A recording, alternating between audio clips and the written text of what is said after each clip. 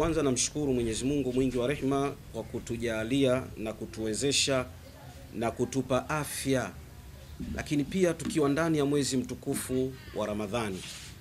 Tunapokuwa katika mwezi mtukufu wa Ramadhani ni kipindi ambacho tunahusiwa sana kwetu sisi Waislamu tufanye ibada, kwa kuwa funga ni ya Mwenyezi Mungu na Mwenyezi Mungu ametupa maamrisho ya kufunga ili tupate kuwa wacha Mungu. Lakini funga inatufanya kuwa karibu zaidi na Mwenyezi Mungu na tuweze kupata afya. Ndugu zangu, mwezi huu wa Ramadhani ulikuwa ni mwezi ambao si wa kuzungumza mambo kinyume na dini yetu ya Kiislamu ilivyotufundisha kuhusu Ramadhani. Lakini leo tumewaita waandishi mbalimbali wa vyombo vya habari. Tumewaita hapa, vipo vyombo special vya Kiislamu. Wapo Adelinki, wako Masjidi Mtoro, wako Mzee Omar Lioba na wengine wote. Muona bwana, nia na mazumuni ni kuzungumza kadhia na baadhi ya vyombo ambavyo sio vyombo vya Kiislamu. Yani wote kuzungumza kadhia ambayo kadhia hii imetokea hivi karibuni na shekhe wa kimitandao. Mimi namuita shekhe wa kimitandao ambaye huyu ni maarufu katika mitandao kutoka Afrika Mashariki na Kati. Maana lazima kwanza mjue tunamzungumzia leo shekhe wa kimitandao ambaye umaarufu wake ameupata zaidi katika mitandao, ambaye huyu ni kutoka Afrika Mashariki na Kati, kutoka katika nchi ya Kenya. Hivi karibuni katika darasa lake analoendelea katika msikiti wake katika nchi ya Kenya, alizungumza moja kati ya clip yake ambayo naiweka hapa, nitataka muisikie kwa mazungumzo. Naiweka kwanza kidogo tu, tunamweka ili muweze kumsikia. Mbona seri, mbona napenda ndugu zangu, sisi Waislamu tuna matatizo. Wallahi sisi Waislamu tuna matatizo. Anasema sisi Waislamu tuna matatizo. Tujulishe kwamba mimi sijakataa kwenda Zanzibar, lakini kule Zanzibar kuna Majlisul Ulama. Ndio. Kama huku kwetu kuna Qadhi's office. Ile Majlisul Ulama ndio isimamia mambo ya makadhi. Ndio. Na mufti. Ndio. Ile ndo kama mlisikia kwamba kuna huyu ndugu yetu Muhammad Bachu alimfungia. Na mimi pia amenifungia. Anasema na yeye pia akafungiwa. Msisikieni. Tatizo tu tuna tofauti. Mimi kwa nini nikafungiwa? Mimi sijamtukana mtu. Sijatokea mimi kutukana mtu. Ndio. Lakini ule rafiki yangu ambao kwamba mara nyingi mwanafunzi mwandani wangu hunifanya mimi nikienda kule. Rafiki yake ambaye anamfanyia yeye kwenda Zanzibar. Mmoja na upinzani naye. Dini tukiitia na umimi, dini tunaweka na umimi. Napenda kuambia hasa ujumbe huu napenda kumtumia mufti wa Zanzibar. Ujumbe huu anampenda kumtumia mufti wa Zanzibar. Na kabineti yake. Watakuwa wakifanya kwa maslahi ya huyu nampenda mimi, huyu rafiki yangu, huyu kwa karibu na mimi, sawa. Ndio. Huyu hako na mimi, huyu. Dini haitakiwi kuingizwa siasa ndani yake ya hii siasa yetu. Sawa. Ya kuwa aniungae ndamruhusu, ndio asoniunga block. Okay. Hawana hoja anasema. Walimuita huyu bwana. Kaitwa. Wakamwambia mimi nina matatizo matatu. Tatizo la kwanza walimuita juzi. Tatizo la kwanza, naomba msikilize waandishi, mada yetu inaanzia hapa. Mkutano wa kidini na rais alikuweko, baada ya kuzungumza mambo ya dini kwenda kumwambia Mama Samia boda si usumbuliwa. Jambo la boda hilo. Mimi sizungumzie dini, kwani mimi kuja Zanzibar kuzungumza siasa? Mimi kwenda Zanzibar huwa alikuwa misikitini. Ndio. Sasa hili nafasi nilipata, nikaona wendani wangu mimi mwana siasa, nimeomba kama mimi kwa nini asitunge protocol. Yaani mimi na dini, protocol muhimu kwangu mimi ni dini. Protocol muhimu kwake ni dini. Popote ukinialika lazima watu wajue, usiniwekee protocol ambayo kwamba haikubaliani na. Kama waona kuna protocol muhimu kushinda dini, usinialike. Usinialike kama kuna protocol kuliko dini. Nitakuja Ruto hapa, lakini usizungumze. Ukiwa wataka una masharti yako, ndio usinialike mimi. Tusikilize, mada yetu inaanzia hapa. Si muhimu mimi. hapa bwana. Una zaidi? Nani muhimu? Wa man ahsanu qawlan mimman daa ila Allah. Takunekia mtu. Kama wewe mtu kwako ana thamani, mimi Mungu ndo ana thamani. Mungu ana thamani kwako. Hilo ni kosa. Twende hapo. Nini? Yaani mimi hakuna mtu ataona kuna klipu mimi nimeweka ya Mama Samia kunambia kusema sasa mimi muhimu sikupendwa na Mama Samia, mimi muhimu kupendwa na nani? Anasema yeye muhimu sio kupendwa na Mama Samia, yeye muhimu kupendwa na Mungu. Kaingiza akamuingiza mama. Mitandao yangu huwezi kuona klipu ile. Kila mtu kila mmoja anitumia huna neno. Sina neno na Mama Samia wa miaka 5 miaka 10 mpe. Baada ya hapo atakuwa kama wengine. Atakuwa kama wengine Mama Samia. Khalas. Nasikia maneno haya. Tuna kipengele hapa. Limewachoma. Ikawa bibi yani vumilieni kwa sababu inaisha. Permit kule. Limewachoma pia. Kwa nini mimi nimepewa permit? Sasa mimi nimepewa permit, sasa si serikali nyinyi. Si mimi naomba kwa serikali. Wako watu katika majlisi ulama wanatumia, yani majlisi ya kuvaa wanaitumia kama hapa kwetu hapa Kenya. Jamani, ukiwa kwenye kitengo cha dini mche Mungu, simamia dini kisawasawa au toka kwenye hapo. Kisha wewe tena utakaye. Lakini unataka kwenda kuadhibu watu. Juzi mimi nimealikwa mkutano kabla ya Ramadhani, wana kongamano kufanyika pale. Kongamano kabla ya Ramadhani kaalikwa Zanzibar, tuishie hapo. Ndugu zangu, nimewaekea hii clip kwa makusudi ili nyinyi muweze kubalance story na ujumbe uweze kufika vizuri. Hoja hizo dini ambaye huyu ni shekhe kutoka Kenya anasema kwamba ameulizwa na watu kwa nini haendi Zanzibar. Akasema kwamba majlisi ulama ya Zanzibar imemfungia kwamba yeye asiende Zanzibar. Lakini hoja nyingine ambayo hizo dini amesema kwamba yeye ana rafiki yake ambaye yuko Zanzibar anayemualikaga, huyo rafiki yake haelewani na mmoja kati ya wajumbe pale katika baraza la ulama, kwa hiyo imekuwa sababu yeye ya kufungiwa. Sasa akasema mufti wa Zanzibar anatakiwa akae na kabineti yake. Kabineti yake ina matatizo, ina watu wanaangalia maslahi yao, hawaangalii maslahi ya dini mbele. Katika maelezo katika maneno yake ambayo ameongea humu, kama mwandishi atakuwa hana nitampostia. Lakini hizo dini kalilaumu baraza la ulama na akasema kwamba yeye protokali wala haimuhusu. Kama unataka kumwalika, mwaliki azungumzie maneno ya dini. Kama kuna protokali za kisiasa au za kiserikali, yeye azitaki katika shutuma zake anazozisema. Lakini akasema kwamba baraza la ulama limekasirika. Kuna siku liliandaliwa kongamano pale Zanzibar, Mheshimiwa Rais wa Jamhuri ya Muungano wa Tanzania Daktari Mama Samia Suluhu Hassan alikuwepo. Hizo dini akafikisha ujumbe pale, akasema kwamba boda mashehe tunasumbuliwa sana, mama tunaomba ili jambo ulifuatilie vizuri. Hizo dini akasema hiyo ni moja kati ya sababu nayo baraza la ulama wamekasirika. Lakini hizo dini katika kipengele cha clip yake humu akasema Mungu anaitwa Mungu. Mungu ni Mungu tu. Mungu unaweza ukamuita Mungu peke yake. Huyu ni shekhe amesema Mungu unaweza ukamuita Mungu tu katika kipengele chake. Bimaana kuna hoja anashutumiwa yeye hizo dini.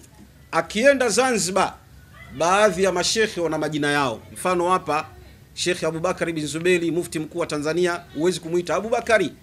Au mashekhe Sheikh Waridi, huwezi kumuita Walidi. Sasa yeye amekuwa na tabia ya kuwaita mashekhe majina yao pasipo kuwapa vile vyeo vyao. Hiyo shutuma mojawapo anasema nayo anashutumiwa kwa kuwaita watu majina. Lakini pia hizo dini alialikwa katika harusi ya mtoto wa Mama Samia. Mama Samia kwa mapenzi yake akasema naomba hizo dini atoe hutuba na aswalishe, na akamsifia akasema kwamba tunapenda sana mawaidha yako shekhe, huwa tunayaona katika mitandao na tunakufurahikia sana. Hizo dini anasema ile posti ya clip yeye ya kusifiwa na Mama Samia, yeye anasema kwake sio dili. Yeye anapenda zaidi kusifiwa na Mungu au kutukuzwa na Mungu kuliko kwamba hata kwenye mtandao wake hajaposti ile clip ambayo Mama Samia akamsifia.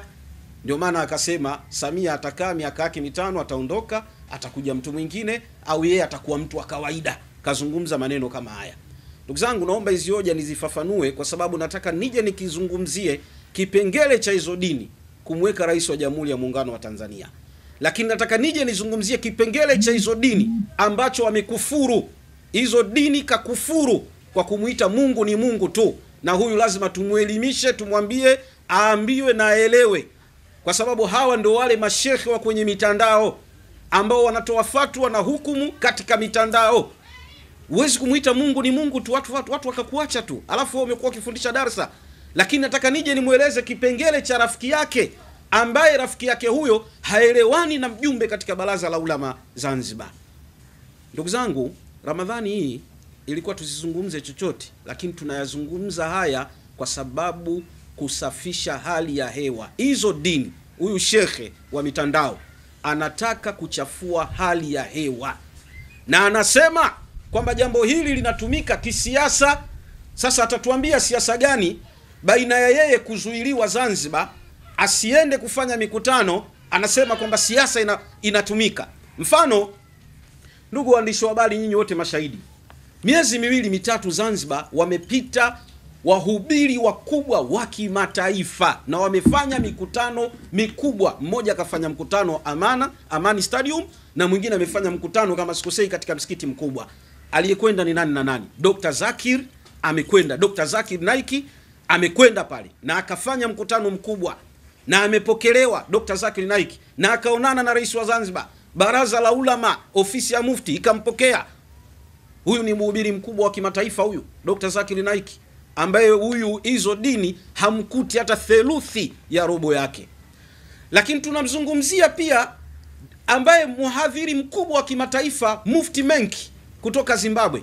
Mufti Menki tumeona matangazo yalikuwa kirushwa katika vyombo vya habari. Amefanya mkutano mkubwa katika uwanja wa Amani na amepokelewa, amehubiri, amekaa siku zake mpaka tukamwona Mufti Menki anaenda kuogelea baharini, anapanda boti zile za Baresa, anafurahi na hakuna aliyemzuia wala aliyemwandikia barua. Hawa ni wahubiri wakubwa wako katika nchi ya Zanzibar. Hapa ninapozungumza na nyinyi, Al-Hatimi ambaye ni mhubiri kutoka Kenya akiwepo na Sharifu wako Zanzibar, wameenda na jana walikuwa wanazungumza katika msikiti wa Othman Maalimu, wametoa mawaidha, wamezungumzia Ramadhani, wamezungumzia kila kitu na hakuna aliyewazuia Zanzibar kwamba wasifanye mkutano. Lakini isitoshe, katika hoja hii ambayo tutakuja kuijibu, Sheikh Othman Maalim sasa hivi ana zaidi ya miaka 20 ama 25 katika mji wa Zanzibar na ameishi pale, ameoa pale, amekabidhiwa msikiti na hatujawahi kusikia kwamba Othman Maalim ambaye ni maarufu kuliko hizo dini kuzuiliwa pale Zanzibar kwamba asiingie kwenda kufanya mihadhara au asihubiri dini. Mpaka leo Othman Maalim anaishi kwa permit na yuko Zanzibar na hana kelele na mtu yoyote. Ndugu zangu, baada ya shutuma hizi kutolewa, hapa tunazungumza shutuma, Baraza la Ulama wakakaa. Lakini kabla ya kukaa, hizo dini alisema kwamba Mufti anastahiki kuwa mkweli pamoja na baraza lake la Ulama. Shutuma zake za kwanza hizi, anastahiki kuwa mkweli na kabineti yake yote wanastahiki kuwa wakweli. Lakini katika hiyo alipolishutumu hili baraza, akazungumza maneno haya, tamko ambalo lilitolewa na kamati ya Mufti, ambalo tamko lao walikaa, ambao kazi yake kubwa Baraza la Ulama ni kumshauri Mufti katika kutekeleza maagizo yake. Wao wanasema waliona katika mitandao ya kijamii, ambapo tamko hili lilitolewa na mjumbe wa baraza lao, nataka nimtaje kwa jina, anaitwa Sheikh Swedi pamoja na Sheikh Hamisi. Sheikh Swedi pamoja na Sheikh Hamisi walijibu tamko la hizo dini. Wakamwambia, kama kweli wewe umefungiwa au kama kweli kuna barua yoyote inayoonyesha kwamba wewe umefungiwa, tunaomba barua hiyo uilete ndani ya siku 7, uionyeshe ili tujue kwamba kweli ilitoka kimakosa au tuliitoa sisi au waliitoa watu wengine. Na akamtaka kuwa kwamba Mufti ili awe mwadilifu katika baraza lake la Ulama, hizo dini akaambiwa na yeye, ndani ya siku 7 tunaomba utuletee ushahidi unaonyesha kwamba baraza la ulama lilikufungia.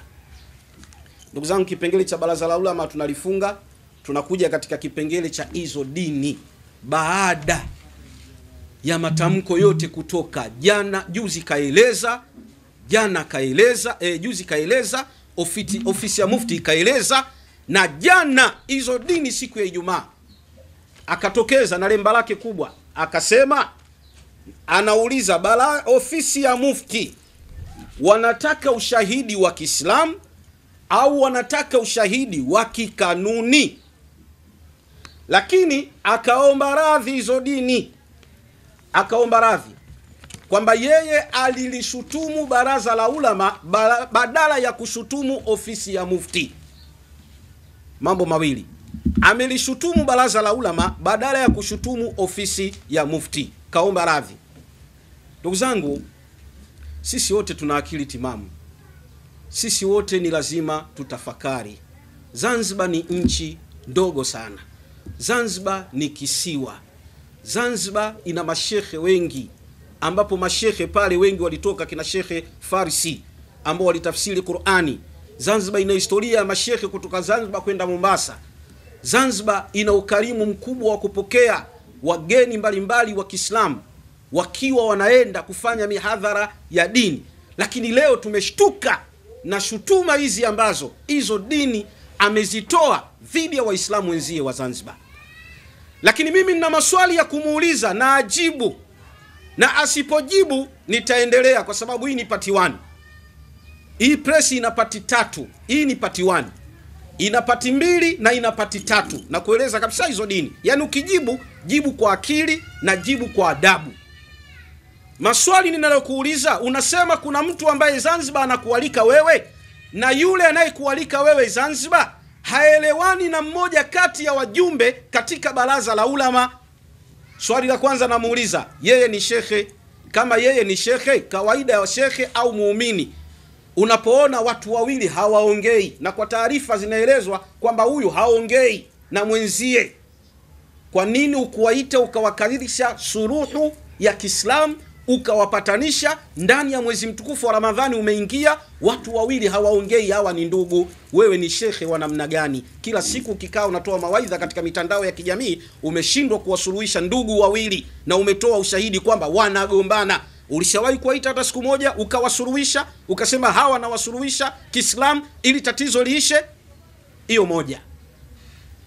Lakini jambo la pili, wewe ulipofungiwa, huyo ndugu yako alipoitwa akaelezwa matatizo wewe uliokuwa nayo, nchi yoyote ina taratibu, ina protocol. Hata nyinyi waandishi mmekuja nyumbani kwangu, kuna protocol. Hauwezi ukaja tu kaingia ndani, unataka kwenda chooni, hujui choo kiko wapi. Ni lazima mimi nikueleze, nikupe utaratibu, utaingiaje, ni lazima nikupangie, kaa hapa. Lakini yeye hizo dini akakasirika kwamba kwa nini apangiwe, kwa nini apewe barua asijibiwe, kwa nini akipita boda asumbuliwe. Tanzania sio nchi ya Kiislamu hizo dini. Tanzania ni nchi ya makabila yote, mataifa yote, dini zote ambazo wako hapa.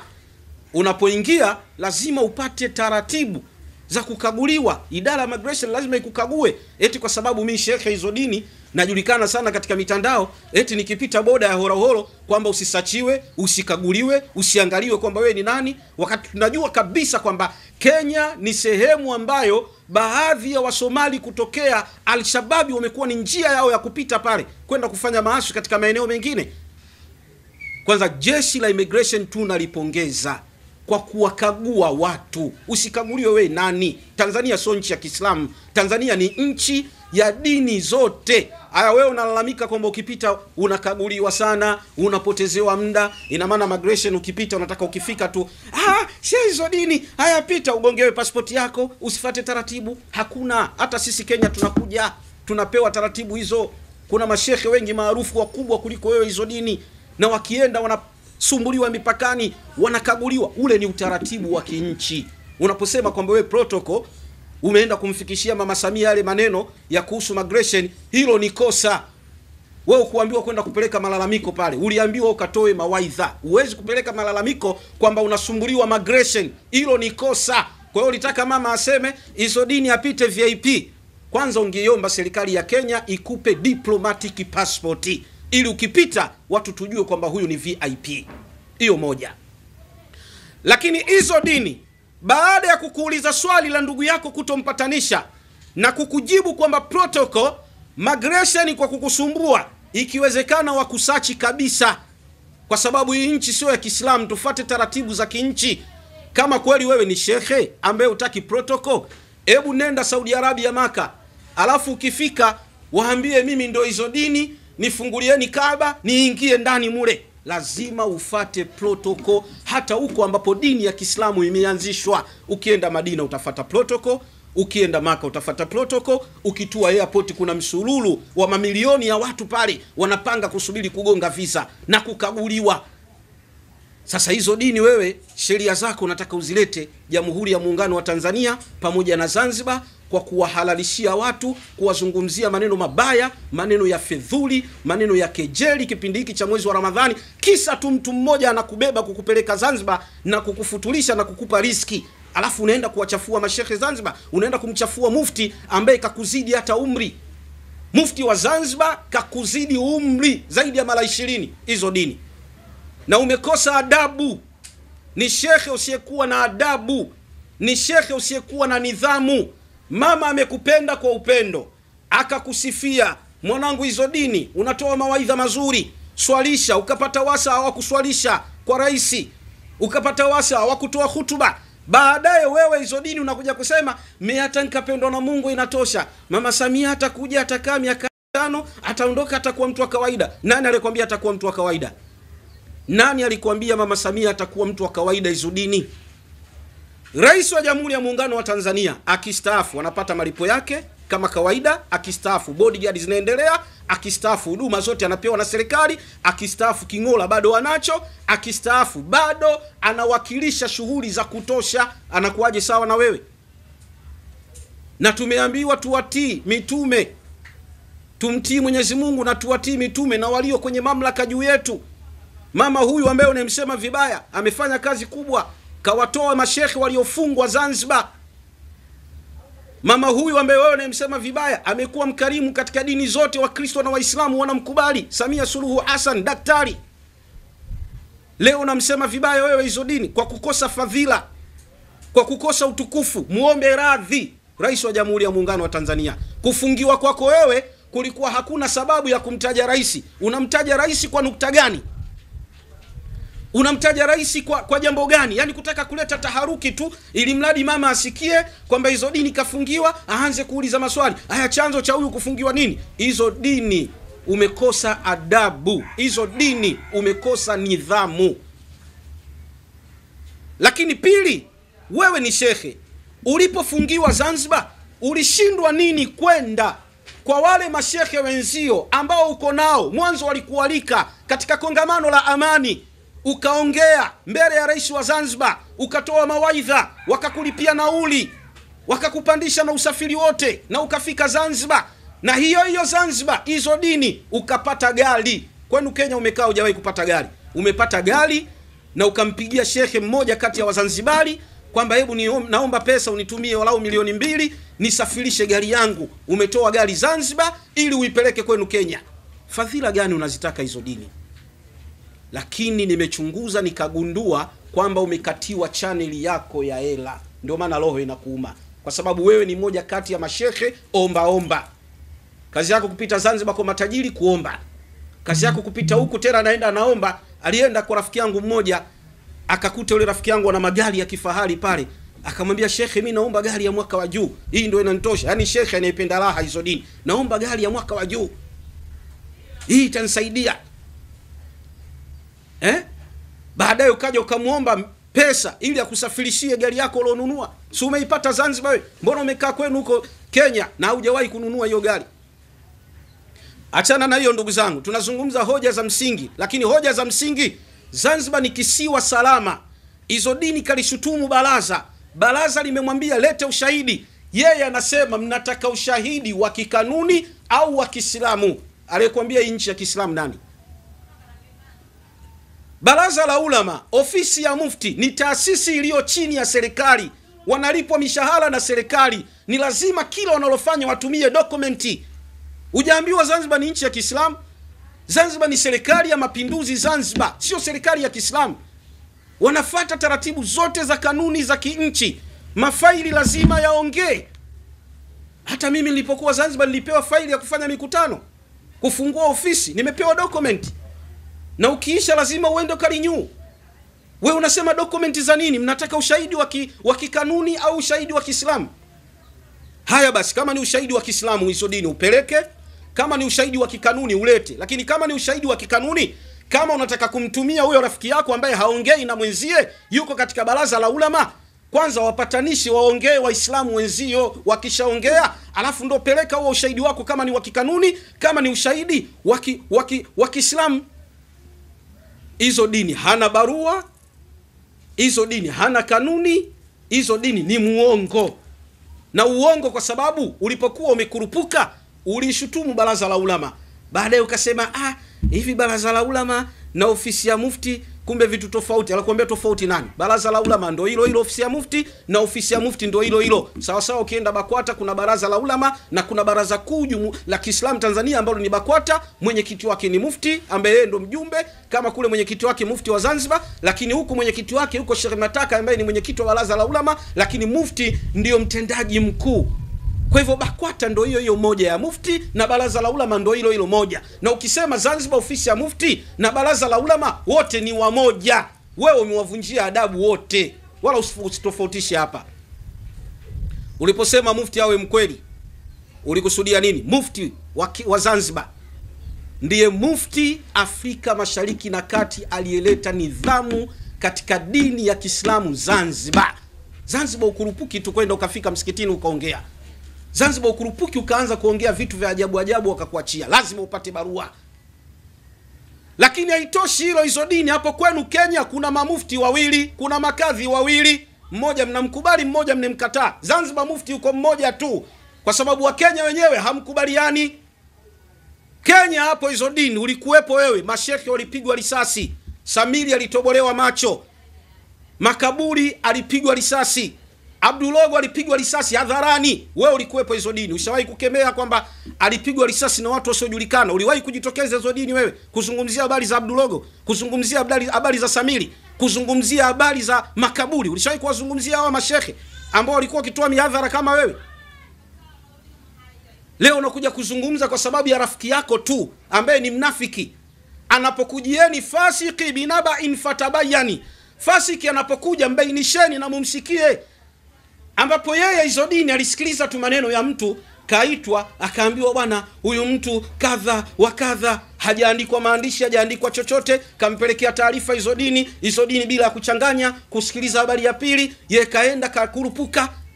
Mbona umepewa permit? Serikali ya Zanzibar mbona imekupa permit? Usifate utaratibu hizo dini. Wewe nani? Umekuwa nani?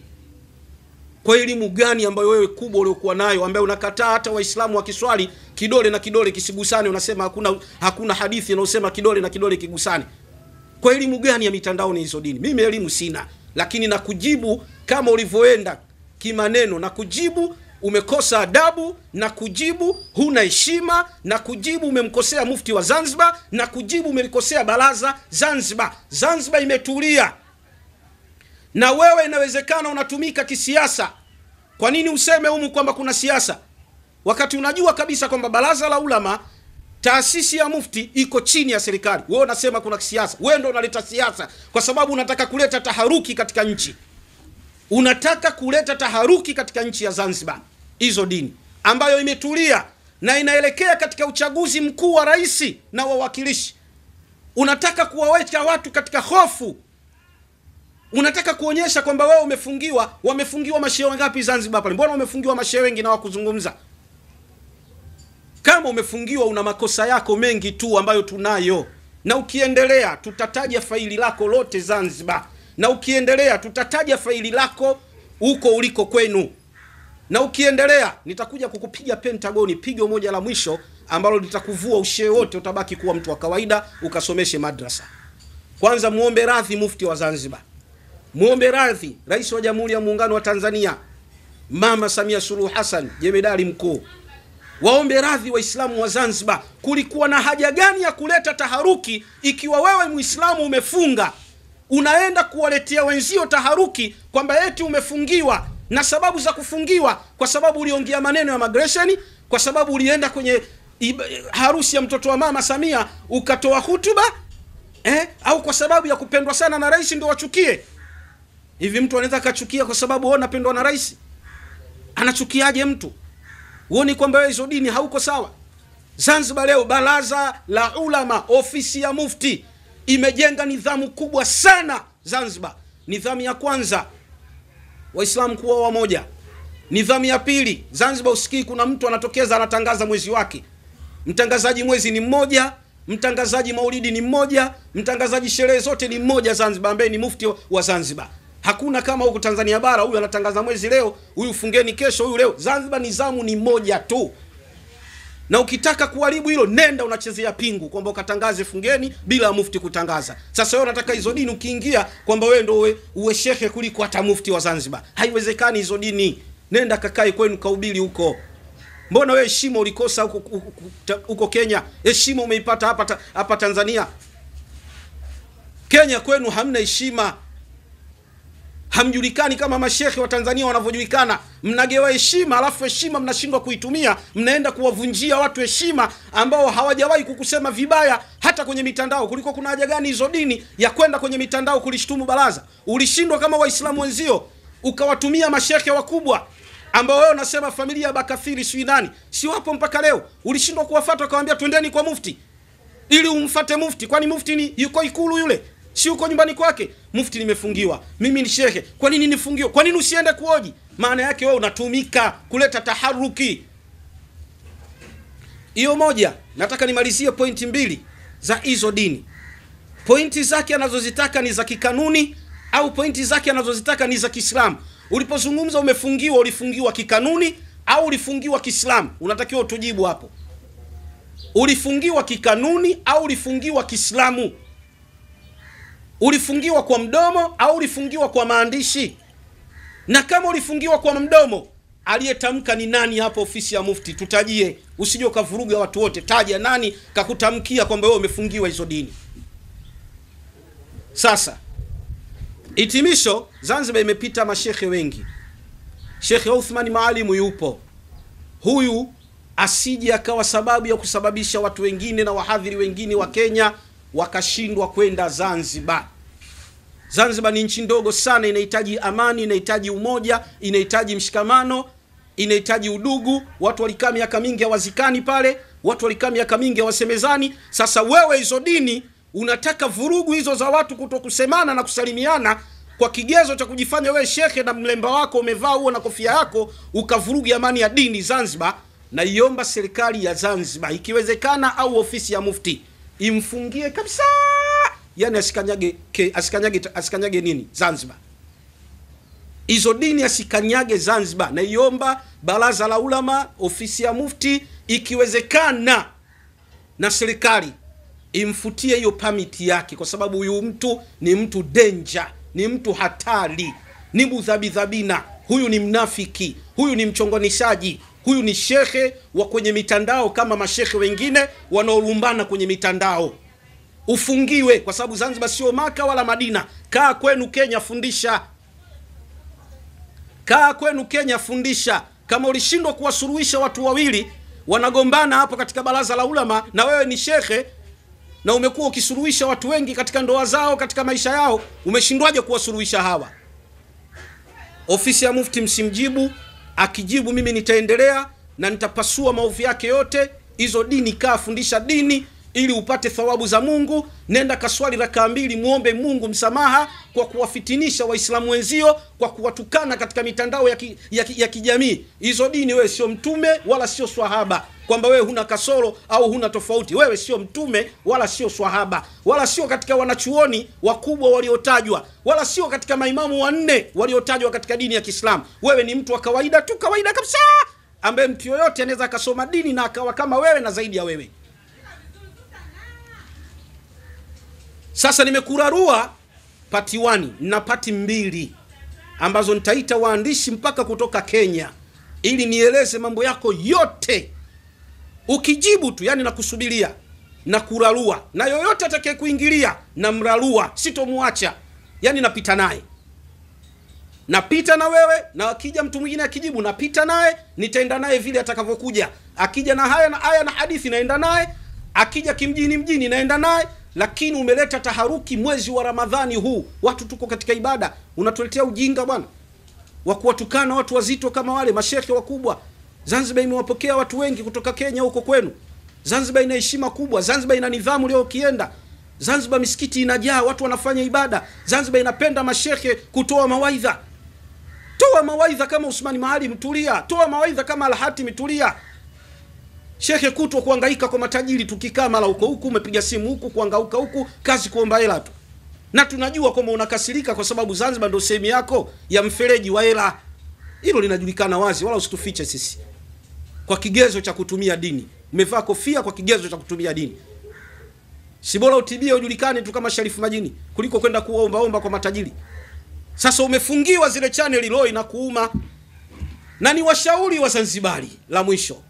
Hawa mashehe wanaokuja mnaowapa heshima kubwa, waangalieni na malemba yao. Wengine ni maagenti wa shetani. Wengine ni maagenti wa shetani. Mustashirikina ambao kazi yao kubwa ni kufarakanisha watu katika mji wao wanapokaa. Wanapoona amani imetulia katika mji, mustashirikina akija, jambo lake la kwanza, hataki watu waelewane katika mji. Nchi imetulia, nchi inaenda kwenye uchaguzi. Hatutaki maneno ya kulumbana mashehe kwa mashehe. Hatutaki maneno ya uongo. Umefungiwa wakati haujafungiwa. Sisi tunaiomba serikali ya Zanzibar, baraza la ulama, mfungieni huyu asikanyage Kenya, asikanyage Zanzibar. Kwani yeye ni mtume au nabii au ni swahaba? Mfungieni akae kwao Kenya, ahubiri huko kunatosha. Ndugu zangu waandishi, hii ni part 1. Tunaifunga hapa part 1. Na nina imani mtaifikisha kama ilivyo. Usiedit, fikisha kama ilivyo. Tumejibu nukta zake zote. Tumejibu nukta ya kwanza ya maneno yake aliyoongea, hizo dini kulishtumu baraza. Lakini baraza la Zanzibar, ofisi ya mufti, moja kati ya kazi kubwa waliofanya, leo Zanzibar kuna sherehe ya mwaka mpya, sikukuu ya mwaka mpya ipo. Hiyo ni kazi kubwa kufanikisha. Leo Zanzibar kuna mashindano makubwa ya Qur'ani yanafanyika. Hiyo ni kazi kubwa inafanyika pale. Leo Zanzibar ofisi ya mufti inafanya maendeleo makubwa mno ambayo siwezi kuyaeleza, nitakuja kuyaeleza kazi na ofisi ya mufti na maendeleo makubwa yanayofanyika katika ofisi ya mufti pale. Ndugu zangu, naruhusu maswali matatu kama hamna. Nawatakia Ramadhani Karim, Ramadhani Mubaraka. Mwenyezi Mungu ndio mwingi wa kusamehe. Kama tumekosea Mwenyezi Mungu atusamehe. Ukweli unauma, sema kweli japo kweli inauma, lakini ukweli lazima ufike. Hizo dini muombe msamaha Rais wa Jamhuri ya Muungano wa Tanzania, muombe msamaha mufti wa Zanzibar, lakini pia waombe msamaha Waislamu wa Zanzibar. Na ukijibu nitakujibu, wala sitochelewa. Tena nitakujibu vizuri, haraka mno. Nitakujibu na nitakufanyia operation, wala usiwe na tabu juu ya hilo. Kajibu utakavyoweza kujibu, lakini nitakujibu. Na yoyote atakayetokea nitamjibu. Hilo lieleweke wazi. Kwa sababu hapa ni kutengeneza, sio kuharibu. Kutengeneza dini. Hii ni dini. Na dini hii sio yako hizo dini. Hii ni dini ya Mwenyezi Mungu. Wabillahi taufiki. Assalamu alaykum wa rahmatullahi wa barakatuh.